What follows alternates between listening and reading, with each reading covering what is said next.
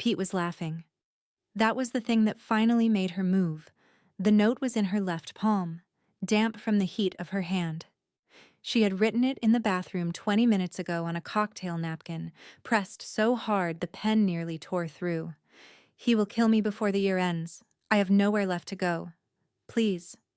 She had been holding it since then, running the calculation one more time, rechecking the very short list of people in this city capable of making Pete Cole into a problem he couldn't solve. The man at table 4 was at the top of that list. She let herself look at him for exactly 3 seconds. Any longer, and Pete would notice, and Pete noticed everything. 3 seconds was enough. He was Korean, somewhere in his mid-30s, with the kind of face that didn't ask for your attention but received it anyway. Sharp jaw, dark hair pushed back with the careless precision of a man who didn't spend time on it, but somehow always looked like this. He was speaking to the associate on his left, his voice too low to carry across the room. His hands were still on the table. A ring on his right hand caught the light briefly. Thick, dark metal. Not decorative. More like a statement. He hadn't looked at her once all evening, which meant he had no idea what was coming. She looked away before the 3 seconds became 4. She didn't know his name yet. She only knew that Pete had spent 3 days preparing for this dinner with the particular anxiety of someone who needed something badly from someone who owed him nothing. She had watched him change his shirt twice before the guests arrived. Pete Cole did not change his shirt twice for anyone. Whatever this man was, Pete was trying to impress him, and a man trying to impress someone could not afford embarrassment. She lifted her hands from the keys between songs, reached for the empty glass on top of the piano, her excuse, her reason for moving, and stepped off the platform. Her heels were quiet against the hardwood. Her face said nothing. Her left hand, curled at her side, was shaking in a way she refused to let travel anywhere else. Pete's laugh carried across the room. "Don't look at him. Don't look at the table. Walk like you've done this 100 times. She had. Just never with a folded napkin that could end her life in her palm. She reached across the white linen and set the empty glass on her tray, and in the same motion, smooth, unhurried, invisible, she slid the note beneath his whiskey glass with 2 fingers. She felt the paper leave her hand. She walked away without looking back. Not at the table. Not at Pete. Her heart was not beating. It was screaming. Behind her, at table 4, Seo Min-jun went very still. "Before we continue, can I ask you a question? Where in the world are you watching from? Comment below because we'd love to know how far these stories travel, and hit that subscribe button for more amazing stories. I'll really appreciate it. All right, thank you. Let's jump back in." Lisa Douglas had come to Atlanta the way most dreams arrive in a city, quietly, with bad timing and good intentions. She was 23 when she left Macon with a second-hand keyboard, the remnants of a scholarship application that hadn't come through, and a plan that fit neatly on a single index card. Play gigs in Atlanta, save money, move to New York, record the music she had been composing since she was 15. The index card had seemed reasonable at the time. The supper club job was supposed to be 3 months. Background piano for a high-end establishment. Good pay, minimal interaction, out by spring.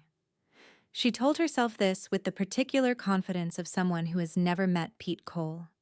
He came to her piano on a Tuesday after closing, while she was still packing up her sheet music. He leaned against the instrument with the ease of a man who owned everything he touched, which, she would later understand, was because he did, and told her she was wasting herself. She had laughed, told him she was just passing through. He smiled like he already knew she wasn't. Within a month, he was bringing her coffee before her sets. Within 2, he was taking her to dinners she dressed up for and felt electricity at. Within 3, she was his girlfriend, and the electricity had quietly, gradually, begun to feel less like excitement and more like the particular charge of offense. The first time she found the paperwork, she convinced herself it was a mistake. Transit logs, routing numbers, names that matched no food suppliers she had ever heard of. She left the folder on his desk and didn't mention it. The second time, she asked him directly, calmly, honestly. Because she was 24 and still believed that honesty between two people who cared about each other was a reasonable foundation for a difficult conversation. Pete looked at her for a long time. Then he said, quietly and without raising his voice, "Now you know, and now you stay." Not a threat, a fact. The smile he delivered it with made it worse somehow, the smile of a man explaining something simple to someone slow. She understood then that she had not walked into a relationship. She had walked into a structure.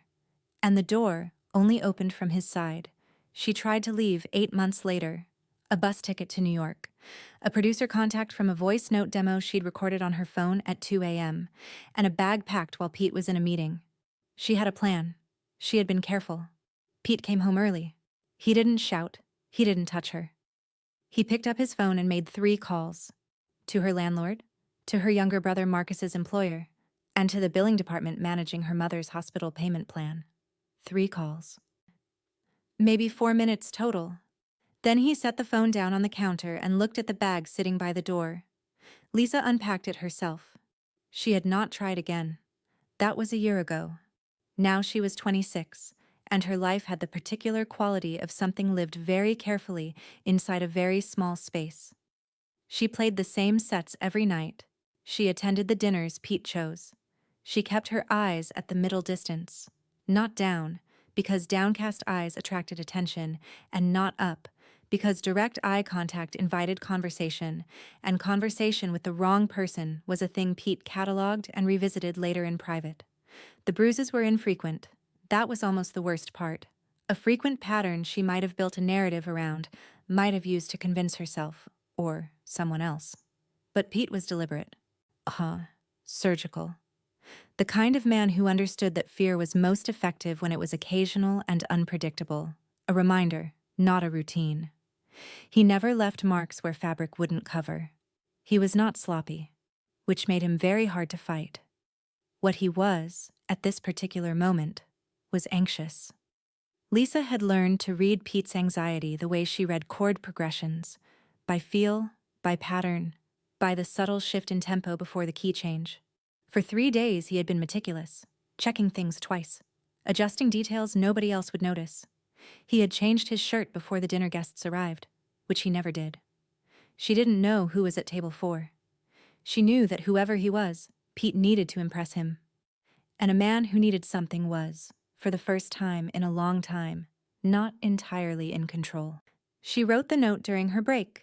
Bathroom stall, cocktail napkin, the pen she kept in her jacket for set lists. 12 words. She wrote them and stared at them and then folded the napkin 4 times and put it in her palm and went back to the piano. She held it for 40 minutes. And then she walked to table 4 and left it under his glass. And now the thing was done, and her heart was still screaming, and she was back on the piano bench with her hands positioned above the keys and absolutely no idea what happened next. What happened next was Seo Min-jun. He didn't react immediately. That was the first thing she noticed from the corner of her eye, the absence of reaction. He finished whatever sentence he'd been delivering to the associate on his left, set his glass down, and then looked at the napkin the way a man looks at something that has arrived at an inconvenient time but cannot be ignored. He unfolded it with 2 fingers. Read it again. Then he folded it, slowly, along the same creases, and slid it into the breast pocket of his jacket. And for the first time since he'd arrived, he looked up. Not at Pete. Not at the room. At her. Lisa's fingers pressed into a chord she hadn't planned. He was not looking at her uniform or her piano or the space she occupied in the corner. He was looking at her the way someone looks at a problem they find genuinely interesting. Calm, direct, and completely unhurried, like he had all the time in the world to decide what she was worth. She looked away first. Across the room, Pete had already noticed. She didn't see him move. She felt it, the way the air pressure in a room changes when Pete Cole starts walking towards something. The supper club's low murmur continued around him, but it felt thinner somehow, like the sound of a room holding its breath. He reached her side of the floor before she could recalibrate. His hand went to her elbow, the grip that read as affection at a distance and registered as a warning up close. "You went to their table," he said. Quiet, conversational. Why? Before she could answer, the chair at table 4 scraped back. Minjun stood. He didn't cross the room dramatically. He didn't need to. Standing was sufficient. There was a quality to his presence that rearranged the geometry of a space, not loudly, but completely, the way a large piece of furniture makes a room look smaller without doing anything. "Your pianist," he said, addressing Pete with the pleasant neutrality of someone who had not yet decided whether to be annoyed, "left something at our table. I'd like a moment with her. A courtesy." He paused. Between businessmen. Pete's grip on her elbow tightened by a fraction. The entire table was watching. His associates, Min Jun's men. The sommelier, frozen mid-pour, who would clearly have preferred to be anywhere else on Earth. Pete released her arm. She didn't look at him as she followed Min Jun to the corridor near the kitchen. The hallway smelled like garlic and extractor fans and the particular staleness of a service area that exists behind a beautiful facade. Min Jun stopped walking, turned, and looked at her with the same direct attention he'd given the note. "Is it true?" he said. Just that. 4 words. No scaffolding. "Yes," she said. He studied her face for a moment, not searching for something exactly. Verifying. "Don't go back to the floor," he said. Then he straightened his jacket and walked back to the dining room. Lisa stood in the corridor and breathed. 2 minutes later, a man she had never seen before appeared from the direction of the loading dock and said quietly, "This way." She followed him through the service exit, into the alley, into a black car idling behind the building. No fanfare, no explanation. The door closed, and Atlanta moved past the tinted windows, and somewhere in the supper club behind her, the dessert course was being served and Pete was still at the table. And she was gone. It was the most ordinary, extraordinary moment of her life. She had expected, somewhere in the fragmented logic of her plan, to be put in a room and forgotten, a storage solution, somewhere safe enough to be convenient. Min Jun's Atlanta base was not a room. It was an entire floor of a building that looked like a technology firm from the outside and felt, on the inside, like the home of someone who had made peace with the fact that comfort was a different thing from softness. Clean lines, dark wood, floor-to-ceiling glass that turned Atlanta into a painting. Everything expensive, nothing decorative. A place that said, "I have what I need. I don't need you to be impressed."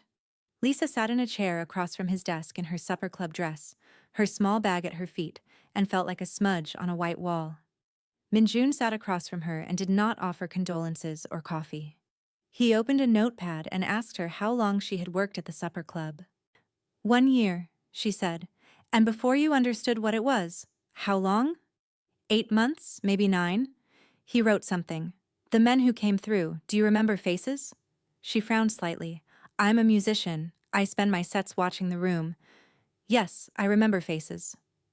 Something shifted in his expression, barely, the way a curtain moves in a draft. He asked another question, then another. She answered them carefully, watching him the way she'd learned to watch everyone, for the space between what was said and what was meant. At some point she realized she was not being interrogated, she was being assessed, and she further realized, with a particular mixture of clarity and exhaustion, that she had been assessed by dangerous men her entire adult life, and she was done performing for the assessment. "You're trying to figure out if I'm useful," she said. He looked up. "That's fine," she continued. "I'd rather be useful than decorative. I've been decorative for years and it's boring." She met his eyes steadily. "Ask me what you actually want to know." Minjun set his pen down. He looked at her for a moment with an expression she could not fully categorize. It wasn't quite surprise, wasn't quite amusement. It was the look of a man recalibrating. "Tell me about Pete's transit routes," he said. So she did. She talked for 2 hours, names she had filed away without knowing why, conversations she'd absorbed while her hands played standard and her ears recorded everything, because a mind that has nothing useful to do will find something useful to do regardless.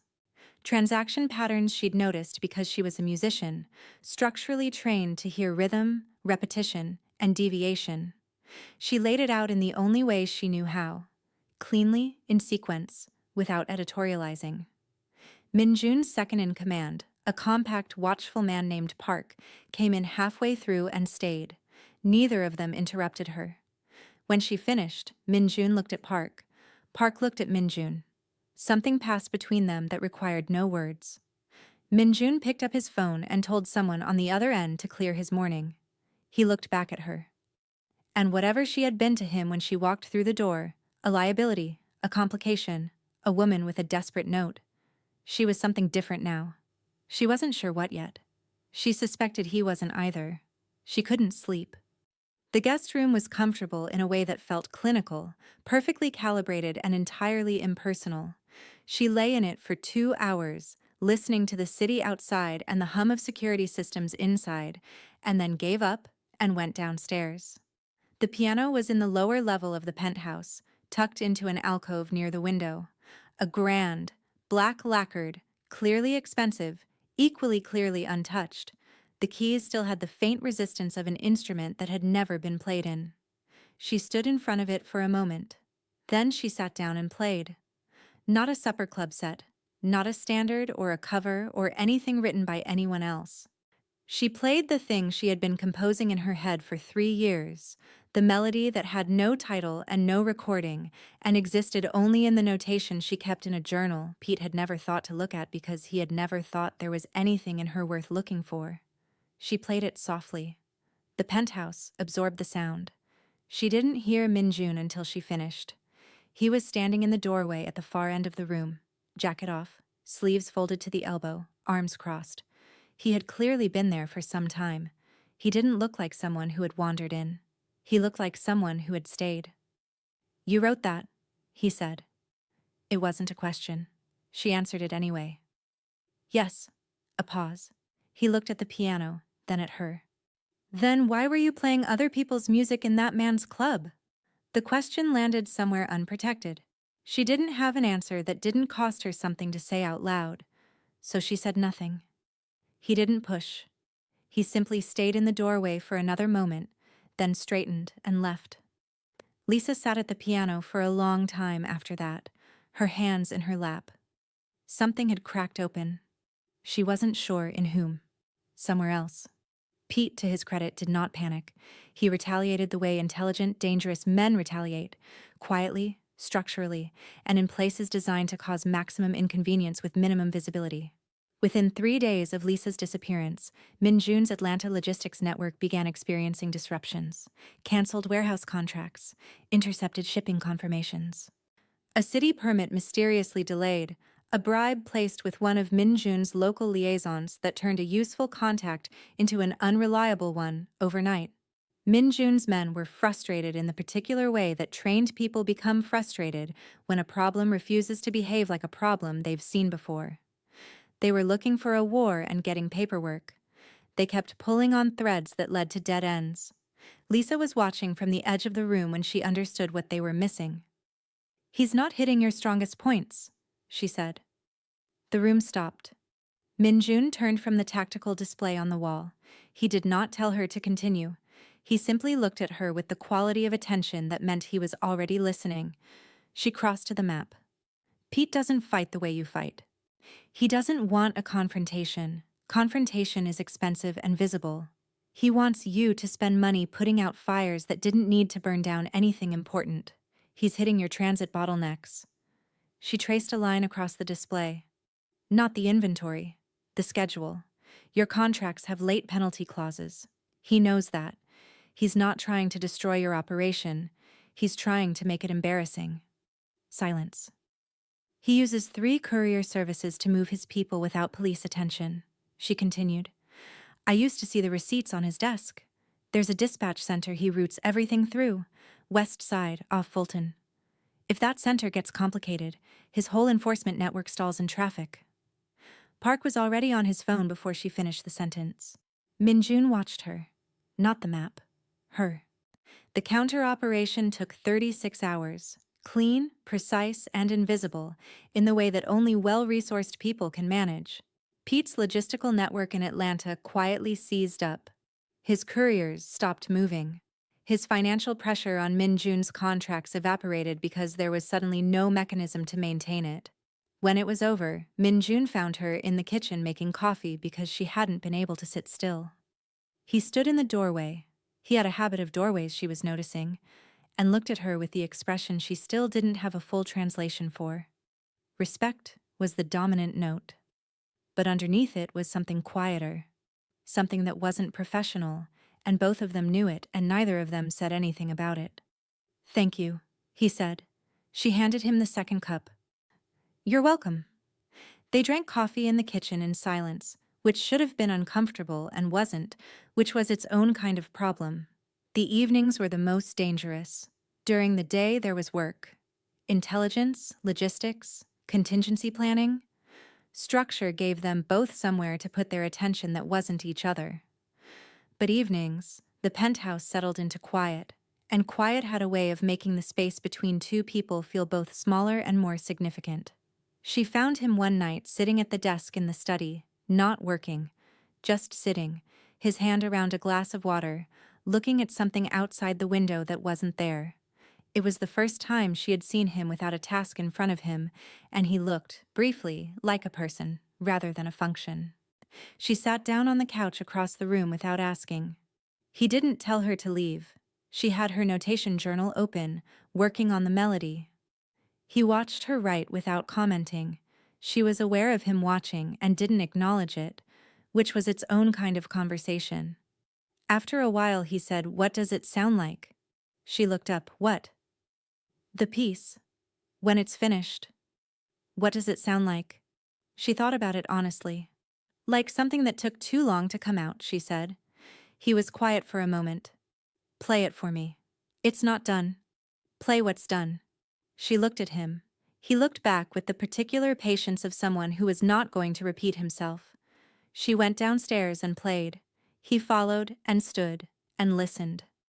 When she reached the end of what she had, 12 bars of something that had no resolution yet, she stopped, and the silence was the full kind, the kind that means something was received. "When this is over," he said, "you should record it. You don't know if it sounds like anything yet." "I heard you play." A pause. "I know." She looked at the keys for a moment, then at him. He was leaning against the alcove wall with his arms loosely crossed, watching her with an openness she had not seen on his face before, or perhaps had not been paying attention to, which was beginning to seem less like an accident. She turned back to the piano and played the opening bar again. He did not move away. The thing between them had a name now. Neither of them used it. There were moments when it became difficult to maintain.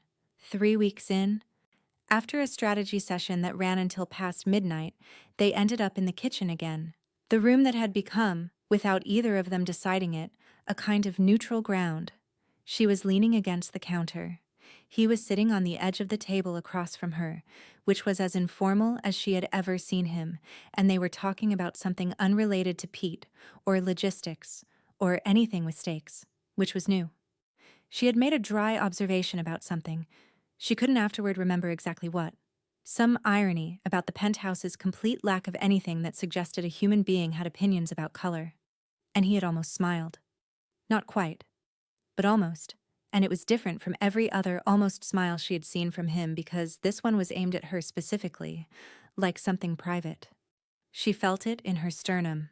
He reached across the distance between them and brushed his thumb along her cheekbone, not where a bruise was, but where one used to be, a place he had never mentioned and had clearly noticed. His jaw tightened in the way it did when he was keeping something measured that preferred not to be. She caught his hand, held it there. Neither of them moved for a moment. He pulled back first. Not abruptly. Carefully. The way you set something down that you're not certain is stable. "Not like this," he said. His voice was very even. "Not while you're still running from something." She did not tell him she wasn't running anymore, because the honest answer was more complicated than that, and he deserved the complicated answer, and she wasn't ready to give it yet. He left the kitchen. She stayed. She stood in the quiet for a while, then went back to her notation journal and wrote 4 bars she hadn't known she had in her. The video came through at 11:47 p.m. on a Tuesday. One of Min-jun's security monitors flickered with a feed that hadn't been on any rotation, grainy, handheld, clearly deliberate. Lisa's mother, Margaret Douglas, was seated in a plain chair in a room with no distinguishing features. She was wearing the cardigan she kept at the care facility. She was frightened and unhurt, which was a specific kind of cruelty. Pete's voice came from off-camera, unhurried. 72 hours, Lisa. You come home, she goes back. You send his people, I send her back in pieces. The feed cut. The room had 6 people in it. Every one of them looked at Lisa. She stood very still. Her first breath was shallow. Her second was not. Then she walked to the tactical display. He's using the property on Pryor Street, she said, one of his entertainment fronts. He walked me through it once. I think he wanted me to understand what he was capable of. He wasn't thinking about what I might retain. She began to move through the layout from memory, methodical, architectural, entry points, the guard positions she had observed, the loading access on the south side that the guards treated as low priority because it had never been used for anything except deliveries. They'll be watching the front for any approach that looks like his people. They won't be watching the loading dock. Min-jun stood beside her, following the layout she was drawing. He said nothing for a moment. He expects you to panic, he said finally. I know. She looked at the display. He's spent a long time learning how I panic. This needs to look exactly like what he expects until it doesn't. Min-jun studied her. Then he looked at Park. A look that lasted 2 seconds and carried a full conversation. Get the cars, Min-jun said. They moved at 2 a.m., when the city was at its quietest and the men stationed outside the Pryor Street property had been standing in the cold long enough to be bored. Lisa was not part of the extraction team. This had been non-negotiable, delivered by Min-jun with the particular finality of a person who says a thing once. She stayed at the penthouse with 2 of his men and the security feeds and her own tightly managed heartbeat. She watched the monitors. The team moved through the loading dock in under 3 minutes. The guards on the front entrance were, at the time, watching the main street for any sign of a convoy. They were not wrong to watch. They were simply watching the wrong direction. Margaret Douglas was out of the building in 4 minutes and 17 seconds. Lisa watched her mother's face on the monitor, confused, frightened, unhurt, and something that had been wound very tight in her chest released by a fraction. Pete was still in the building when Min-jun walked in. Not through the loading dock. Through the front entrance, alone, without announcement, in the way that only a certain kind of man can walk into a room that was designed to be impenetrable, like the room forgot to tell him he wasn't welcome. Pete turned from the window and found him there. Lisa did not watch what happened next. She didn't need to. What followed was not dramatic in the way that endings are supposed to be dramatic. Min-jun did not dismantle Pete Cole in a single confrontation. He dismantled him the way you dismantle anything built on bad architecture, by removing the load-bearing elements one at a time and letting the structure make its own conclusions. The intelligence Lisa had provided became the mechanism. Names, routes, contacts, financial patterns, all of it surfaced through channels that pointed at Pete without pointing at Min-jun, because that was how Min-jun operated. The supper club was seized by the end of the week. The transit network dried up. The alliances Pete had spent years cultivating received, in quick succession, information that made continuing those alliances inadvisable. He was not killed. He was rendered irrelevant, which was worse. Lisa heard most of this in pieces, through brief reports from Park or clipped summaries from Min-jun. She processed each one with the quiet efficiency of someone who had already grieved the version of events where Pete ended differently. Her mother was at a new facility by Thursday, paid in full for the next year, which arrived via an account Lisa did not question and Min-jun did not explain. Marcus kept his job. These were the things that mattered. 3 weeks later, on a morning when Atlanta was doing its best impression of winter, which amounted to cold light and the suggestion of a chill, Lisa sat at the penthouse piano and played her piece all the way through. Not carefully, not quietly. All the way, every bar including the ones she'd written the night Min-jun had almost smiled at her in the kitchen, and the ones she'd written after the loading dock, and the final section she'd finished at 4 a.m. 2 days ago when the ending had finally arrived and she'd recognized it. It took 11 minutes. When she finished, the silence was the full kind. Min-jun was in the doorway. He had been there since the third bar. She knew this because she had sensed him, the way she had learned to sense him, and had not stopped playing, which was its own answer to a question neither of them had asked out loud yet. "New York," she said to the piano keys. "I still want to go." She heard him cross the room. He sat beside her on the bench, close. No performance of distance, his forearm resting against hers with the ease of someone who had stopped pretending the ease was accidental. "I know," he said. "It's 14 hours from here." He looked at her sideways and the almost smile arrived, unhurried and completely real. "I'm aware." She looked at him for a moment. Then she turned back to the keys and played the opening bar of her piece again, the first 4 notes, slow, deliberate. He didn't move. Outside, Atlanta was doing golden pink things with the early light, the city looking almost honest in the way cities do before they wake up fully. His shoulder was warm against hers. She didn't shift away. She played the second bar, then the third.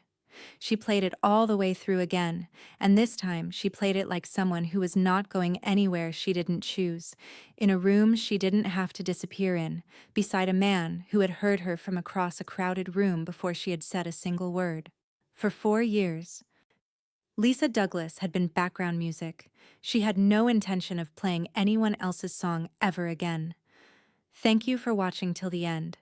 If this story touched you, inspired you, or took you on a journey, don't leave without hitting the like button. Subscribe if you haven't and switch your notifications on. You don't want to miss what I got coming up. Make sure to drop in the comment section where in the world you're watching from. We're building a global community of story lovers here, and your voice is part of it. See you in the next one. Have a great day.